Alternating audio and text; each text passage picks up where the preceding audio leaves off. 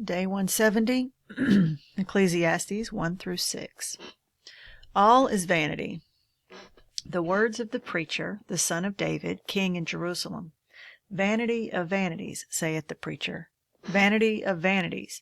All is vanity. What profit hath a man of all his labor which he taketh under the sun? One generation passeth away, and another generation cometh, but the earth abideth for ever. The sun also ariseth, and the sun goeth down, and hasteth to his place where he arose. The wind goeth toward the south, and turneth about unto the north. It whirleth about continually, and the wind returneth again according to his circuits. All the rivers run into the sea, yet the sea is not full. Unto the place from whence the rivers come, thither they return again. All things are full of labor, man cannot utter it. The eye is not satisfied with seeing, nor the ear filled with hearing. The thing that hath been, it is that which shall be, and that which is done is that which shall be done. And there is no new thing under the sun. Is there anything whereof it may be said, See, this is new? It hath been already of old time, which was before us. There is no remembrance of former things, neither shall there be any remembrance of things that are to come with those that shall come after. The experience of the preacher. I, the preacher, was king over Israel and Jerusalem, and I gave my heart to seek and search out wisdom concerning all things that are done under heaven. This sore travail hath God given to the sons of man to be exercised therewith. I have seen all the works that are done under the sun, and behold, all is vanity and vexation of spirit. That which is crooked cannot be made straight, and that which is wanting cannot be numbered. I communed with mine own heart, saying, Lo, I am come to great estate, and have gotten more wisdom than all they that have been before me in Jerusalem. Yea, my heart had great experience of wisdom and knowledge, and I gave my heart to know wisdom, and to know madness and folly. I perceived that this also is vexation of spirit. For in much wisdom is much grief, and he that increaseth knowledge increaseth sorrow. I said in mine heart, Go to now, I will prove thee with mirth. Therefore enjoy pleasure. And behold, this also is vanity. I said of laughter, It is mad, and of mirth, what doeth it? I sought in mine heart to give myself unto wine, yet acquainting mine heart with wisdom, and to lay hold on folly, till I might see what was that good for the sons of men, which they should do under the heaven all the days of their life. I made me great works. I builded me houses. I planted me vineyards. I made me gardens and orchards, and I planted trees in them of all kinds of fruits. I made me pools of water, to water therewith the wood that bringeth forth trees. I got me servants and maidens, and had servants born in my house. Also I had great possessions of great and small cattle, above all that were in Jerusalem before me. I gathered me also silver and gold, and the peculiar treasure of kings and of the provinces. I gat me men singers and women singers, and the delights of the sons of men, as musical instruments, and that of all sorts. So I was great, and increased more than all that were before me in Jerusalem. Also my wisdom remained with me, and whatsoever mine eyes desired I kept not from them. I withheld not my heart from any joy, for my heart rejoiced in all my labor. And this was my portion of all my labor. Then I looked on all the works that my hands had wrought, and on the labor that I had labored to do, and behold, all was vanity and vexation of spirit, and there was no profit under the sun. And I turned myself to behold wisdom and madness and folly, for what can the man do that cometh after the king? Even that which hath been already done. Then I saw that wisdom excelleth folly, as far as light excelleth darkness. The wise man's eyes are in his head, but the fool walketh in darkness. And I myself perceived also that one event happeneth to them all. Then said I in my heart, As it happeneth to a fool, so it happeneth even to me. And why was I then more wise? Then I said in my heart, that this is also vanity. For there is no remembrance of the wise more than of the fool forever. Seeing that which now is in the days to come shall be forgotten. And how dieth the wise man? As the fool. Therefore I hated life, because the work that is wrought under the sun is grievous unto me. For all is vanity and vexation of spirit. Yea, I hated all my labor which I had taken under the sun, because I should leave it unto the man that shall be after me. And who knoweth whether he shall be a wise man or a fool? Yet shall he have rule over all my labor, wherein I have labored, and wherein I have showed myself wise under the sun. This is also vanity. Therefore I went about to cause my heart to despair of all the labor which I took under the sun. For there is a man whose labor is in wisdom, and in knowledge, and in equity. Yet to a man that hath not labored therein shall he leave it for his portion. This also is vanity, and a great evil. For what hath man of all his labor, and of the vexation of his heart, wherein he hath labored under the sun? For all his days are sorrows, and his travail grief. Yea, his heart taketh not rest in the night. This is also vanity. There's nothing better for a man than that he should eat and drink, and that he should make his soul enjoy good in his labor. This also I saw, that it was from the hand of God. For who can eat, or who else can hasten hereunto more than I? For God giveth to a man that is good in his sight wisdom, and knowledge, and joy. But to the sinner he giveth travail, to gather and to heap up, that he may give to him that is good before God. This also is vanity and vexation of spirit. A time for everything. To everything there is a season, and a time to every purpose under the heaven. A time to be born, and a time to die. A time to plant, and a time to pluck up which is planted. A time to kill, and a time to heal. A time to break down, and a time to build up. A time to weep, and a time to laugh. A time to mourn, and a time to dance. A time to cast away stones, and a time to gather stones together. A time to embrace, and a time to refrain from embracing. A time to get, and a time to lose. A time to keep, and a time to cast away. A time to rend, and a time to sow. A time to keep silence, and a time to speak. A time to love, and a time to hate. A time of war, and a time of peace. What profit hath he that worketh in that wherein he laboureth? I have seen the travail which God hath given to the sons of men to be exercised in it. He hath made everything beautiful in his time. Also he hath set the world in their heart, so that no man can find out the work that God maketh from the beginning to the end. I know that there is no good in them, but for a man to rejoice and to do good in his life, and also that every man should eat and drink and enjoy the good of all his labor. It is the gift of God. I know that, whatsoever God doeth, it shall be forever. Nothing can be put to it, nor anything taken from it. And God doeth it, that men should fear before him. That which hath been is now, and that which is to be hath already been, and God requireth that which is past. The injustice of life. And moreover I saw under the sun the place of judgment, that wickedness was there, and the place of righteousness, that iniquity was there.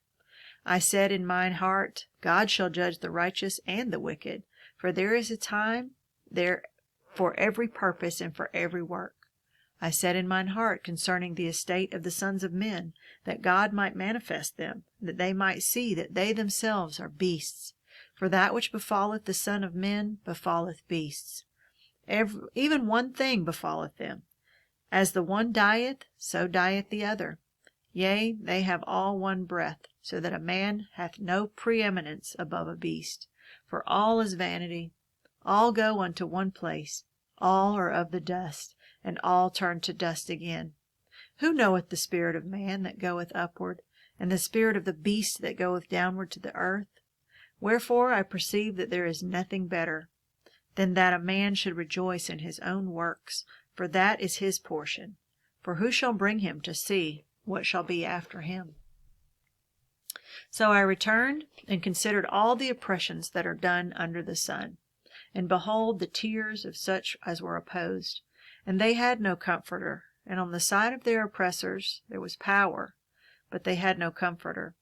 Wherefore I praised the dead which were already dead, more than the living which are yet alive. Yea, better is he that both they, which hath not yet been, who hath not seen the evil work that is done under the sun.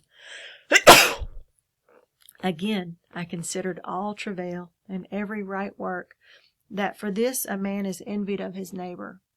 This is also vanity and vexation of spirit. The fool foldeth his hands together, and eateth his own flesh. Better is an handful with quietness than both hands full with travail and vexation of spirit. Then I returned, and I saw vanity under the sun.